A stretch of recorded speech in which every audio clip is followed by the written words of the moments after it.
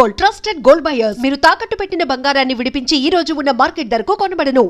Income tax act 1961 ప్రకారం పాన్ని ఆధార్తో కంపల్సరీగా లింక్ చేసుకోవాల్సిందే. అది 31st March is the dead line. అసలు ఎందుకు పాన్ని ఆధార్తో లింకప్ ఎందుకు చెయ్యాలి? ఇది చాలామందికి తెలీదు. అంటే what is the reason actually ఎందుకు లింకప్ చేసుకోవాలని అడుగుతున్నారు అనేది ఒకసారి మాట్లాడదాం. మనతో పాటు ఉన్నారు సుప్రీంకోర్టు అడ్వకేట్ నిరెళ్ళ మాల్యాది గారు. సార్ నమస్తే. సార్ నమస్కారం.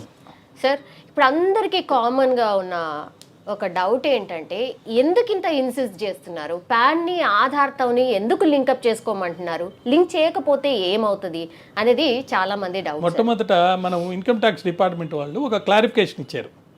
1/4/2023 నుంచి మీ యొక్క పాన్ కార్డు ఆధార్ కార్డుతో లింక్ చేసుకోకపోతే పాన్ కార్డ్ అనేది ఇనాపరేటివ్ అయిపోతుంది.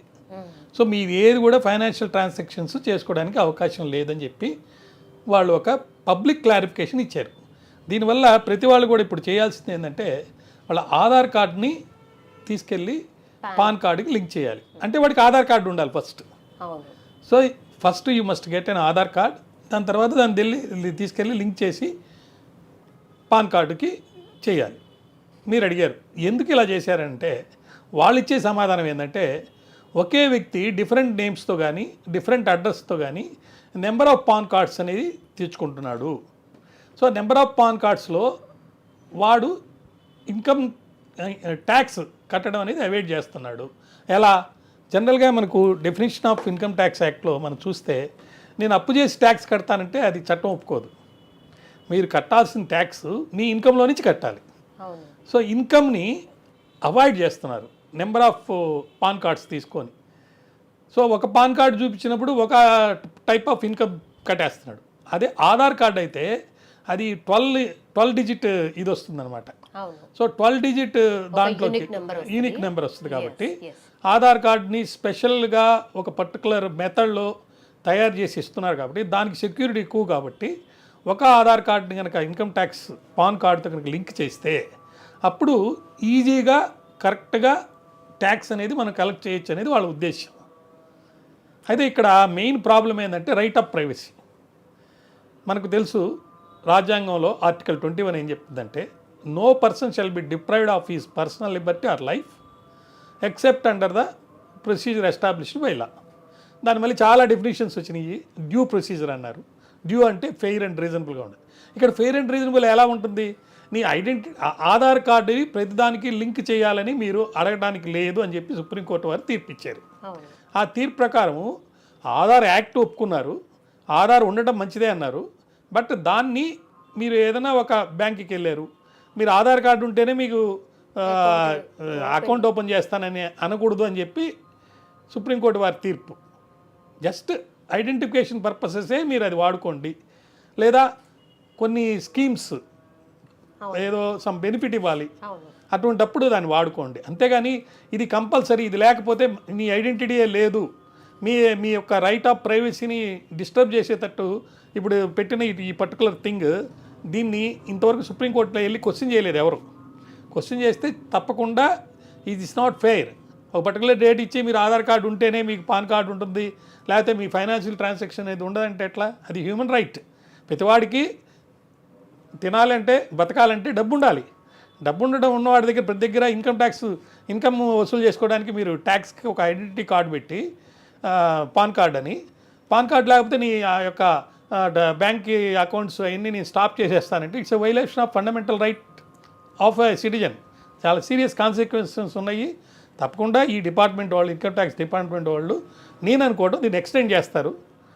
టైం ఎక్స్టెండ్ చేసి మళ్ళీ దీని యొక్క fairness, reasonableness, whether it violates the constitutional right of fundamental right of a citizen and property right of a citizen, ఇవన్నీ కూడా చూసి గమనించి తప్పకుండా చేస్తారని ఆశిస్తున్నాను. Yes sir. ఇప్పుడు ఆధార్ కార్డుకి ఉన్నట్టుగా మనకు ఒక యూనిక్ నంబర్ వస్తుంది, ఒక్కొక్క మనిషికి ఒక యూనిక్ నంబర్ వస్తుంది.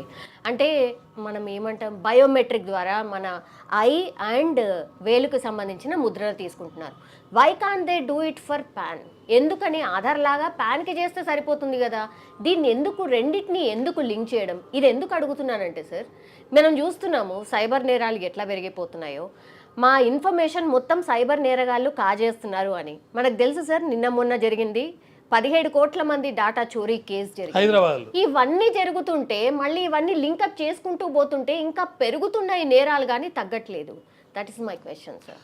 అంటే ఇక్కడ నేరాలు పెరుగుతున్నాయా నేరాలు తగ్గుతున్నాయా అనేది ఒక పార్ట్ అయితే, రాజ్యాంగంలో మనకు ఫండమెంటల్ రైట్స్ ఇచ్చారు, అవి వైలేట్ అవుతున్నాయా లేదనేది మనం మెయిన్ చూడాలి. నీకు ఒక మనిషి యొక్క దగ్గర నుంచి ఇన్కమ్ ట్యాక్స్ కట్టించుకోవడానికి నీకు పాన్ కార్డు, అవును. అక్కడ ఏదైనా తప్పు జరుగుంటే ఒకే వ్యక్తి నెంబర్ ఆఫ్ కార్డ్స్ తీసుకుంటుంటే దాన్ని ఎట్లా ప్రివెంట్ చేయాలో మీరు చూడాలి. ఎస్. సో దాన్ని ప్రివెంట్ చేయడానికి ఇప్పుడు ఒక పర్టికులర్ ఏమంటున్నారంటే, ఆటోమేటిక్గా ఎవరు వైలేట్ చేశారనే సిస్టము ఈ ఆటో జనరేషన్ అనేది ఒకటి పెట్టారని చెప్పి నేను విన్నాను. ఫర్ ఎగ్జాంపుల్ మీరు బ్యాంకులో ఒక ట్రాన్సాక్షన్ చేస్తే అది 1,00,000 రూపాయలు దాటి ఉంటే ఆటోమేటిక్గా మీరు ఆ ట్రాన్సాక్షన్ 1 lakh దాటింది కాబట్టి, లేకపోతే 1 crore దాటింది కాబట్టి ఇన్కమ్ ట్యాక్స్ వాళ్ళ డిపార్ట్మెంట్కి నోటీస్ వెళ్ళిపోద్ది.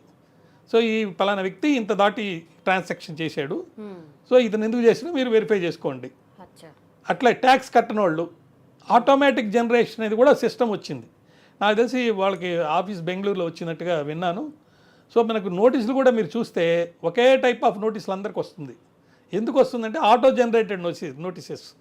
సో వాళ్ళు కూడా అడ్వాన్స్డ్ టెక్నిక్స్ తోటి income tax collection, revenue loss లేకుండా చేయడానికి ప్లాన్లు చేస్తున్నారు.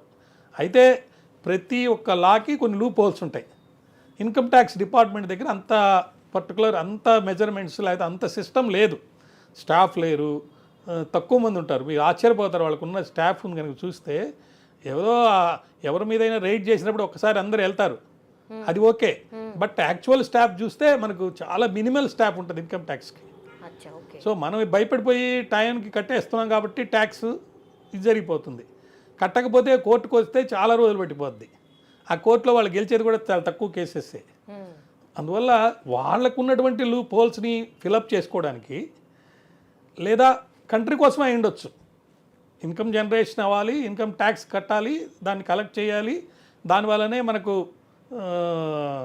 సొసైటీ కానీ లేకపోతే గవర్నమెంట్ కానీ రన్ అవుతుంది.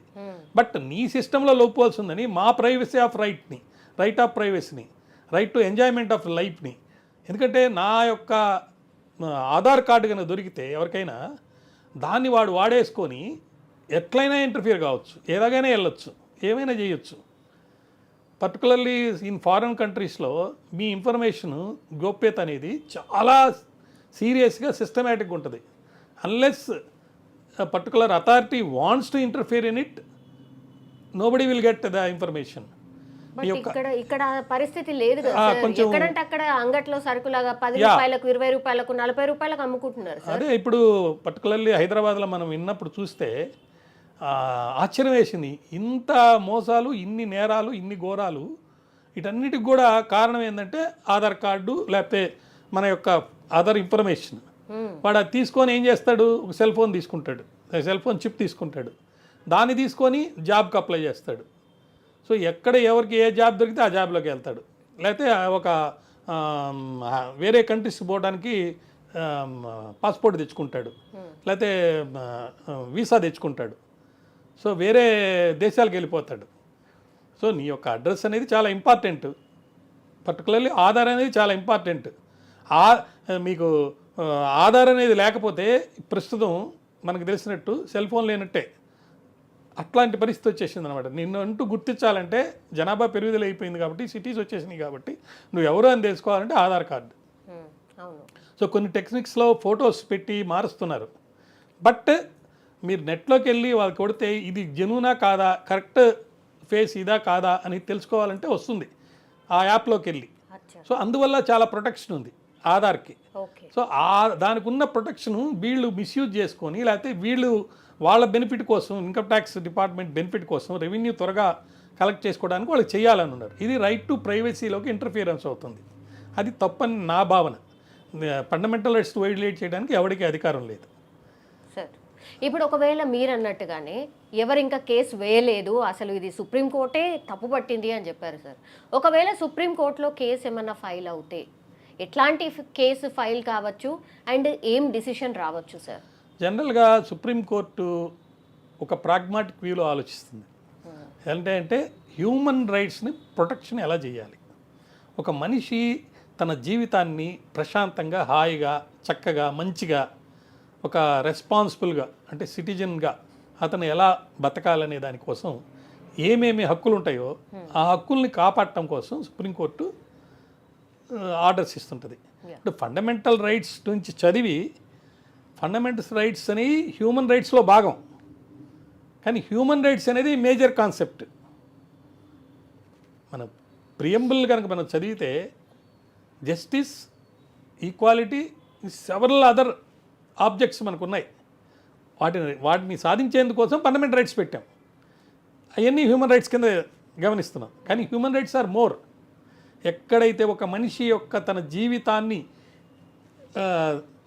ప్రశాంతంగా బతికేదానికి ఇబ్బంది వచ్చిన ప్రతి ఒక్క విషయాన్ని కూడా హ్యూమన్ రైట్ కిందే వస్తుంది. సో హ్యూమన్ రైట్స్ని ప్రొటెక్ట్ చేసే సందర్భంగా ఈ యొక్క రైట్ టు ప్రైవసీ దాంట్లో భాగం కాబట్టి ఖచ్చితంగా సుప్రీంకోర్టు వారు ఎవరైనా కనుక అప్రోచ్ అయ్యి కనుక ఇది చాలా అన్యాయంగా ఉంది, నాకు పాన్ కార్డు కావాలంటే కొన్ని సందర్భాల్లో ఇన్కమ్ లేని వాళ్ళు కూడా పాన్ కార్డు తీసుకుంటారు. ఎందుకు సార్? జీరో ఇన్కమ్ ఉండొచ్చు, లేకపోతే ప్రతి సంవత్సరం మనం సంపాదించాలని లేదు కదమ్మా. సో సంవత్సరం సంపాదిస్తాము, సంవత్సరం సంపాదించలేదు. మీకు దగ్గర ట్యాక్స్ కనుక మీరు కనుక ఇన్కమ్ వస్తే, ట్యాక్సబుల్ ఇన్కమ్ వస్తే అప్పుడు మీరు రిటర్న్ అయ్యాలి. Filing of return is not compulsory. When you అంటే సఫిషియంట్ అంటే ట్యాక్సబుల్ ఇన్కమ్ కనుక మీకు వస్తే దాంట్లో మీకు ఏదైనా ఎగ్జామ్షన్స్ ఉంటే ఇవన్నీ చూపించి లెక్కలు చూపించేదానికి మీరు ఇన్కమ్ ట్యాక్స్ రిటర్న్ అయ్యాలి. But income tax PAN card తీసుకోవడం అనేది ఫండమెంటల్ రైట్, హ్యూమన్ రైట్, తీసుకోవచ్చు మీరు. అట్లా పాన్ కార్డు తీసుకున్న ప్రతివాడు దాని ఆధార్ కార్డు తీసుకెళ్ళి లింక్ చేయడం అనేది మటుకు ఫెయిర్గా లేదు, రీజనబుల్గా లేదు, అన్రీజనబుల్గా ఉంది, ఇల్లీగల్గా ఉంది. మీరు ఏదైనా సిస్టమ్ పెట్టుకోండి, అంతేగాని ఇది కరెక్ట్ కాదు. ఓకే, ఇప్పుడు సాధారణ జనాలకు వస్తున్న డౌట్ ఏంటి సార్? అంటే ఎందుకని భయపడుతున్నారు? ఇట్లా లింక్ చేస్తే ఏమవుతుంది? లింక్ చేస్తే మీ యొక్క ఇన్ఫర్మేషన్, ఇప్పుడు మీరు ఆధార్ కార్డు ఇవ్వాలంటే కొన్ని రూల్స్ పెట్టారు. తర్వాత ఇంకోటి మీకు పాన్ కార్డులో కూడా కొంతమందికి ఎగ్జామ్షన్ ఇచ్చారు. పలానా కేటగిరీ వాళ్ళు మీరు ఆధార్ కార్డు ఇవ్వాల్సిన అవసరం లేదని పెట్టారు కొంతమంది కేటగిరీ. మిగతా వాళ్ళకి ఇవ్వాల్సిందే కంపల్సరీ. సో ఇప్పుడు పాన్ కార్డు కూడా ఆధార్ కార్డుకు రావాలంటే కొన్ని కండిషన్స్ పెట్టారు. సో వాడు only citizens of this country can have Aadhaar card, not others. ఇతరుల వేరే దేశం నుంచి వచ్చినోడు ఇక్కడ సో 180 రోజులు ఎంతో రెసిడెంట్ అయి ఉండాలి ఇక్కడ, తర్వాత ఇన్నేళ్ళు దాటి ఉండాలి. ఇట్లంతా ఏదో చాలా సిస్టమేటిక్గానే పెట్టారు అది. సో ఆ సిస్టమేటిక్గా తీసుకునేటప్పుడు ఆధార్ కార్డులో మనం కొంత ఇన్ఫర్మేషన్ ఇస్తాం. మీ అడ్రస్ ఇస్తాము, మీ ఏజ్ ఇస్తాము, మీ పిల్లలు ఎవరు ఇస్తారు, అదర్ ఇన్ఫర్మేషన్ అంతా వస్తుంది. So almost your identity socially, economically and financially నీ ఇన్కమ్ ఎంత కూడా రాస్తాం దాంట్లో ఆధార్ కార్డులో. సో అవన్నీ వాడికి తెలిసిపోయిందంటే, ఇప్పుడు సపోజ్ రాజకీయ నాయకుడు ఉన్నాడు, వీడు దేనికి పడతాడు, వీడు డబ్బులు లేనాడు కదా, వీడి ఇన్కమ్ తక్కువ కదా, డబ్బులు ఇస్తే పడిపోతాడు. ఓకే సరే, వీడు ఉద్యోగస్తుడు, వీడికి ఫ్యామిలీ పిల్లలు ఇక్కడ ఉన్నారు, వాళ్ళ దగ్గరికి వెళ్దాం, వాళ్ళని ఇది చేస్తామని అట్లా ఉంటుంది అనమాట. నీ information is just a property of you, your information is a reputation of you. So దాన్ని వైలేట్ చేయడానికి దాన్ని తీసుకుపోయి మీరు ఇన్కమ్ ట్యాక్స్ పాన్ కార్డ్ అనేది మినిమం, అది one of the. So that shows only that you are having a permanent account number with the income tax department, that's all. It doesn't give any other information. So Aadhaar card gives more information and your existence is with it. దాంట్లో right to privacy అనే దానివల్ల భంగం కలుగుతుంది. So supreme court వారు ఖచ్చితంగా human రైట్స్ని protect చేస్తారని చెప్పి నేను భావిస్తున్నాను. సార్, ఇప్పుడు ఆధార్ అండ్ పాన్ కార్డ్ని కంపల్సరీ లింక్ చేయాలి అని చెప్తున్నారు సార్. యాక్చువల్లీ అది ఫ్రీగా లింక్ చేసుకోవచ్చు అని నాకైతే తెలుసు సార్. కానీ yes sir, we have to pay. ఎంత పే చేయాలి? ఒకవేళ 31st దాటితే ఎంత పే చేయాలి? ఈ పోర్టల్లో మీరు అప్లై చేయాలి. ఇది నాట్ జనరల్ బయట అప్లై చేసేది కాదు. ఈ పోర్టల్లో 30/6/2022 లోపల కనుకైతే 500 రూపాయలు కట్టాలి. దాని తర్వాత 1 జూలై 2022 2022 నుంచి 31/3/2023 లోపల అయితే ₹1000 కట్టాలి. అయితే ఇక్కడ చాలామంది డబ్బు కట్టేదానికి కూడా పెద్ద ఇబ్బంది పడటం లేదు. సింగిల్ చలాన్ కింద కట్టమంటాడు.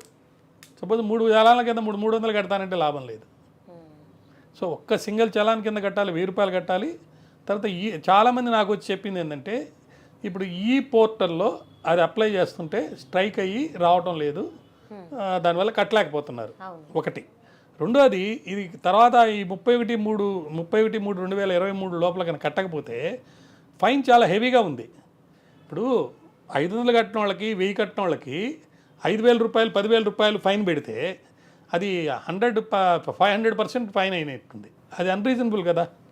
ఇప్పుడు చలానాంబిడు మీరు సైకిల్ మోటార్ బైక్ మీద పోతుంటారు, ₹1000 కట్టాలి హెల్మెట్ లేకపోతే అనుకోండి. నువ్వు పలానా తారీఖు లోపల కట్టకపోతే ₹1000 మీరు 10,000 కట్టండి అంటే అది చాలా unreasonable. So income tax department వాళ్ళు ఖచ్చితంగా దీన్ని ఎక్స్టెండ్ చేస్తారని నేను అనుకుంటున్నాను. నెంబర్ 1. రెండోది ఏంటంటే ఒక ఫియర్ సైకోసిస్. చాలామంది మా ఇంట్లో పనులు కూడా పొద్దున్న అడిగారు నన్ను, సార్ 31/3 లోపల కట్టకపోతే నాకు ₹5,000 కట్టాలంటున్నారు, ఇప్పుడు ₹1000 కట్టడానికి పోతే తీసుకోవటం లేదు అని. తీసుకోవడం కాదమ్మా, నువ్వు ఈ పోర్టల్లో కట్టాలి, వాడి దగ్గర ఎక్కువ మంది ఉంటారు కాబట్టి తర్వాత రాండి అని అంటాడు, మీరు కట్టడానికి వెళ్ళి కట్టండి అని చెప్పి నేను సజెషన్ కూడా ఇచ్చాను అనమాట.